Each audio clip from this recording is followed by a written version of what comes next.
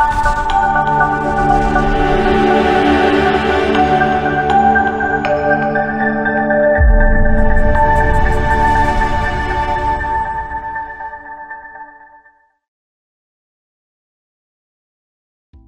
everyone, welcome to the YouTube channel of Kubler Software. Today we're going to be looking at modeling foundations in Kubler Cubed. So the approach that we're going to follow combines primitive elements together, like Kubler Cubed has this ability to do that. It's a lot faster than modeling with contour lines, so hopefully you'll learn how this approach is a really good one for foundations in particular. Okay, let's get started. Okay, so we'll start by having a look at the site plan. It's always a good place to start with these kind of projects. So what we've got here is a typical foundation plan. The yellow is a walkway for access to the foundations. That has a side batter of 1 in 1. And then we've got these concrete elements, the piling caps, which will be at 3 feet. And then the ground beams, which will be at 2.5 feet. So basically it's made up of sort of 3 different elements, and then we've got some known lengths on here. It's an imperial plan. So I think that's all we need to sort of understand it and move forward. So to add it into Kubler Cubed, you click on Plans, Add from PDF, and then we'll select that one. And so one of the most important things is scaling it. Now we'd usually scale by a ratio, but in this case I'm just going to demonstrate scaling by a known length. So we click here, and then we go over here, and that is 10.5 feet. Now the program will detect that that's a regular kind of ratio.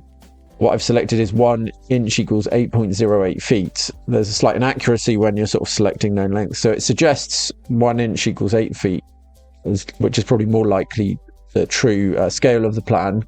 So I'll select that. That can be handy for ensuring that the scale is very precise.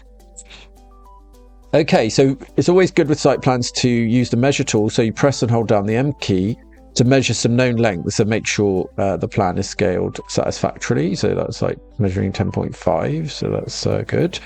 And then we're ready to move on. So click OK. What we need in this project is to have a ground surface. So we're in the existing phase here. And now I'm going to just start with this sort of arbitrary ground surface, which is a flat level at 100 foot. So we're making the assumption here that this foundation is on a flat surface. They're not always. You could have a foundation on a sort of terraced design, and it is possible to use this same process to do that. But for this demonstration, we're trying to keep things simple. And the majority of these sort of foundation projects will be on a flat surface. So what I'm doing is I'm creating an outline at a fixed level of 100 feet just to establish the initial ground, and then we can work off that. So that's 100 feet, finish, click OK. Now it shows us black because the default scaling in this case is a black and white one. And I change that by going colors, ground levels, and I change it to grass, which is a sort of green theme. So it's just a bit easier to see what we're doing. And then these tabs that run around the bottom are the execution phases. So we've defined the existing. Now you need to define the foundations. We click on the next phase. So the element I'm going to use for this is the reduce element. So that takes the elevation of the topography and reduces by a set amount. Because this is flat, it's going to result in a flat surface at the end of it. Now, alternatively, you could use a platform as well. If you wanted to specify the foundations using like a level from a fixed datum, like mean sea level. So rather than saying it's 2.5 feet deep, you could say it's 99.5 feet above mean sea level. So if you wanted to do that, you'd use platform. In this case, we're going to use relative elements. So you can see these are relative elevations and these are absolute because we want to specify by 2.5 feet or 3 feet, etc. So what we're going to start with is defining the access walkway. And we're going to use Kubler Cube's ability for elements to override each other. So rather than define precisely the yellow parts, like trace all of these interior lines, we're going to just define is kind of a base. And now this is quite time saving if you do things like this. So if you imagine if you had to paint this, you'd probably try and paint the yellow area first and then let it dry and then paint these other areas. So we do a similar process in Kubla Cubed. The other challenge with this outline is you might be like, well, how do I punch out these interior? And I'll just show you how to do that now. So in Kubla Cubed, if an outline is contained in another outline, it will be detected automatically as a sort of internal one. So there's no special settings, or you don't need to do an operation or anything like that. So all you have to do is trace outlines inside other outlines, and they'll be detected as kind of internal areas or punch out. So I'm just tracing the outer line here, and then I'll move on to trace the inner ones.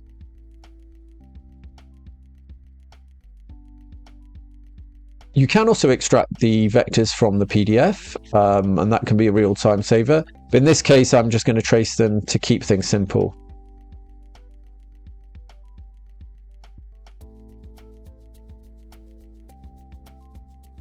Okay, so that's the outer outline finished. So now we are ready to start doing the inner outline. These two are the same, so we can use a trick where we trace one and then copy and paste it into the other section. So just do that like this.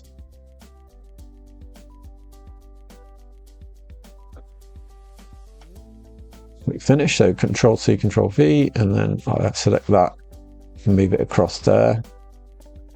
And then these ones are actually mirrors of each other, so I'm going to have to trace these manually.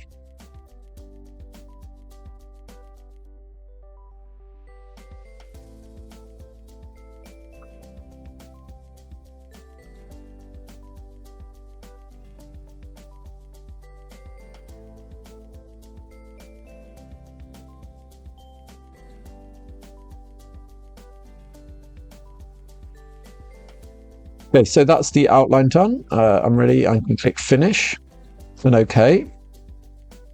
And the reduce element has a default depth of 1 feet. So we can change that to, in this case, we want it to be 1.5 for the walkway. I can also rename the element by double clicking on reduce and calling it safety way. And the requirement was for the side batter of this to be 1 in 1. So the default is 1 in 1, so we don't need to change that. We'll just take a look at 3D and you can see the foundation starting to take shape. But we haven't finished because we obviously need to do the concrete areas. But that's the same process. We're going to do it in a different element. So it's going to have a different depth for that.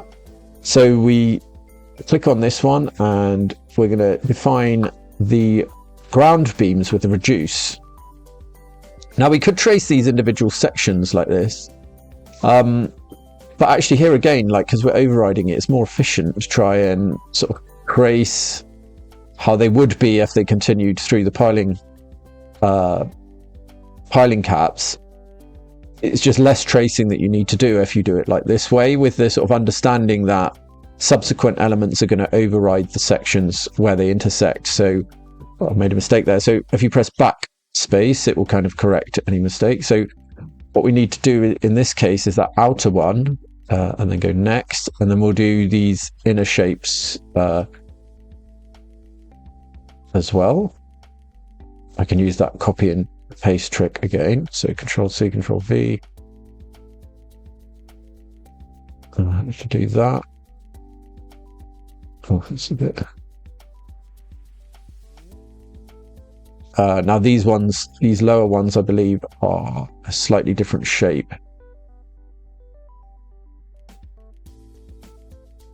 So if I double click on this, I can move that up.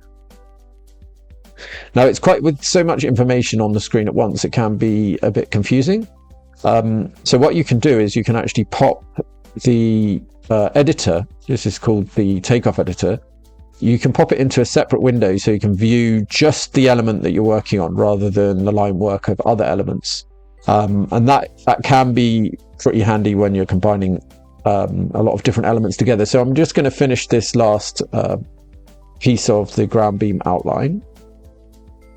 And then using this button up here, in the corner here, you could sort of pop it into a separate window and it will show just the element outlines that you're working on. You can turn off the site plan, so then we can see quite clearly the element that the sort of like area that we've defined without all the kind of other bits that can get confusing. I'll pop it back in now, and then we'll click OK, and that will calculate the ground beams. Now, the ground beams we want first at a depth of 2.5, and the other thing is we also want to turn off the side batter in this case. So rather than turning it off, we recommend turning it to 0.01, which is a proxy for that, but it just is more reliable in terms of building the models. So we're going to 3D now, and you can see the ground beams are in there.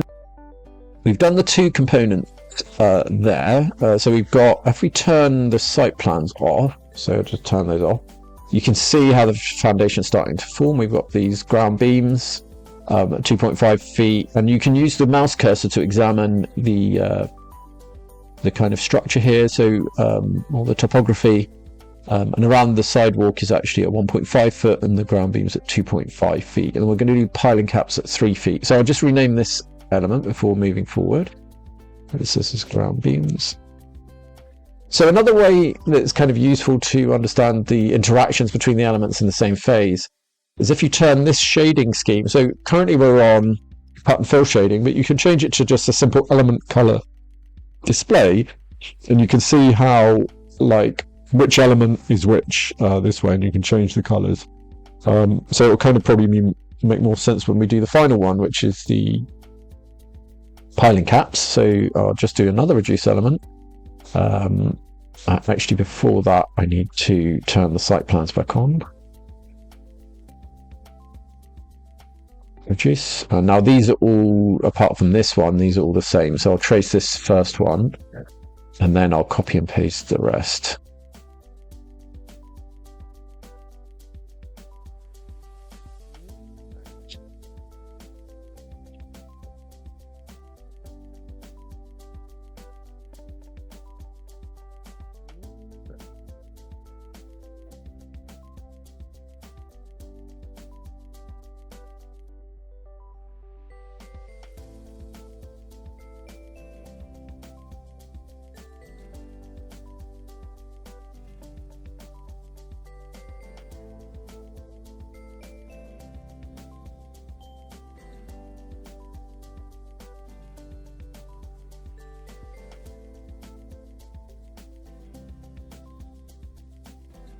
Okay, so that's that done. We're ready to click OK. So the only things to do, the same as the others, is rename this one to piling caps, and I made a bit of a mistake there, and then change this one to 3.5 feet. So it's slightly deeper than the ground beams in this case. And also change the side batter to 0.01. And then we should have our foundations finished. We'll turn off the site plan so we can see just the colors. So you can see the foundation there. We've got the ground beams, and then we've got the piling caps, and then we've got the safety sidewalk there as well. Okay, so that's the end of the sort of foundation design. So one other thing to look at, which is often a requirement of these kind of projects, is calculating backfill. So what we want to do is create the concrete elements ideally, and then do backfill around these areas, like in the gaps. Now, if you started doing the concrete in this phase, you would have a problem that it would override all of what we've done, because the elevations in the same phase will override each other. They don't cut and fill from each other. All these elements are combined together to create a single proposed surface on this phase. Now, if you create another phase, those elevations, that topography is baked into the phase, ready for us to do some more modeling. So what we want to do here, I'm going to just name this phase to foundation. And this second phase I'm going to call concrete structural. So you'll know in the report that this is the sort of structural phase. It can be kind of ignored. Well, it will give the concrete volume. What we're going to do here is we're going to take the ground beams areas and the piling caps areas and create two, in this case probably platforms back up to 100 feet. So it's kind of technical, but I'll just go through it and hopefully it kind of makes sense at the end. So if you select this top one, hold down Shift and select the bottom one, we grab all those outlines. And then I'm going to go into my concrete phase, and then I'm going to add a platform. You could do the same with the raise and use the opposite height to the thickness of the element, but in this case I'm just doing platforms 100 feet. I think it's a bit easier to understand. So we turn the side batters to 0.01 again, and I'm going to change this to 100 feet. And you can see what's happening here. We're kind of, if we go back into the no site plans, you can see we've sort of, these are the concrete back up to 100 feet. Now you could do it to a different level if you want. I've just chosen that for this demonstration. Now if we go into the foundations again and copy out the piling caps as well, and Control C and cancel. And then I'm going to do the same thing for the piling cap. So a platform, paste the outlines, and set this to 100.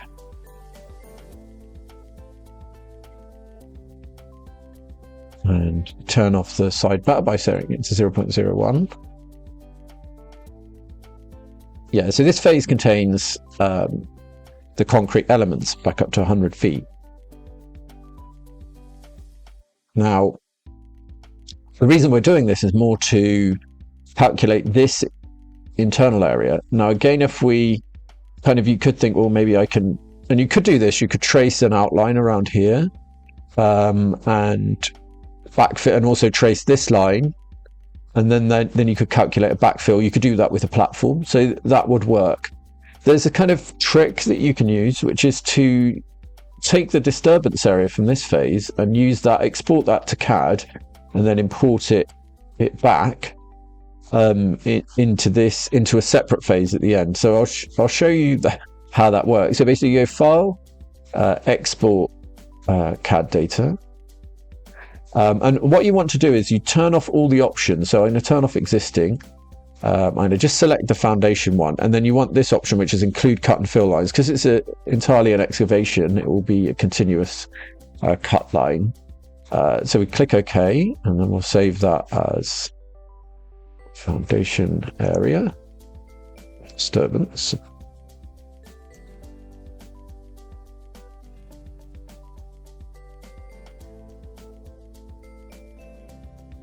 Okay, so now we don't want to paste it into this because that would replace all the elevations of the concrete and report backfill from this level. But we wanted to calculate it with excluding the concrete. So that's why we did it. We did the concrete in this phase. So we create another phase, and I'll kind of rename this one to backfill. And we're using a platform. I'm going to use that 100 foot again. So rather than pasting, I'm going to click on this button, browse, select the DWG we exported. Now it has got a site plan in it. In a future update, we are going to have an option so you can turn off the site plan, so it's easier to select. So it's a bit difficult to see, but the outline is underneath. The layer you want is called, you want to untick that one. It's actually called Earthworks Lines, I think. So maybe just for trial and error, unselect the other lines, because you only want this one. Then we click Finish. So it's imported that line of disturbance from the foundation phase. We click OK. And there you have it. We have the backfill filled in. When it comes to the exports, another thing to point out is how they're broken down. So you can export, like we've gone through exporting CAD and report. You can also export this spreadsheet, and it actually itemizes the different assets, the different components. So One thing to note about this is it can't double report. So where elements intersect, the lower element, which overrides the one above, will also report the cut and fill contribution. So the piling caps is reporting all the cut and fill underneath the piling caps, and the same for the ground beams and the safety walkway. So that can be quite handy. In here you can see that there's no actual fills, that just gone cut and then the cut and fill, but they should be identical because there's only cut in this situation. So that's pretty much in a nutshell the whole workflow. We started off with just a sort of arbitrary level for the existing. We did the foundations by combining 3 different elements for the safety walkway, which is overwritten by the ground beams, which is overwritten by the piling caps, and then that's calculated. The cut and fill for that foundation one is calculated here. You can read it's 115 cubic yards. Then we've got this sort of structural concrete phase, so that we can calculate the backfill operation, which we've done by exporting the disturbance area from the foundation and importing it back. Now, one way, I mean, it's quite a complicated process, so one way to kind of put your mind at ease as to you understand what's going on is use the cursor to check the elevation. So here we can check, the ground, the proposed, the fill at any point at the site. So, even in this concrete, we can see, okay, that fill 3.5 from the foundation level up to the 100 feet that we've put in that case. Another thing that can really help you with your understanding is creating cross sections. So we can create cross sections through this one, which would allow you to see the foundation level and the concrete level together. So click there and you click on view, and then you can see those levels. So these are just ways of checking that it's all as you're expected. The key points are, when working with phases, is that there's only 2 surfaces per phase, like the ground and the proposed. These elements don't cut and fill from each other. They are combined to create a single model, which you can view in the cross sections. It will only have 2 lines per phase. And just be aware of the dynamic of the elements overriding each other. Okay, everyone, thanks for watching this video. I hope you learned something and you're much more confident about doing foundations in Kubla Cubed. If you do have any questions, either post on our forum or post below in the comments, and we'll try and get around to answering them. And once again, thanks for watching this video.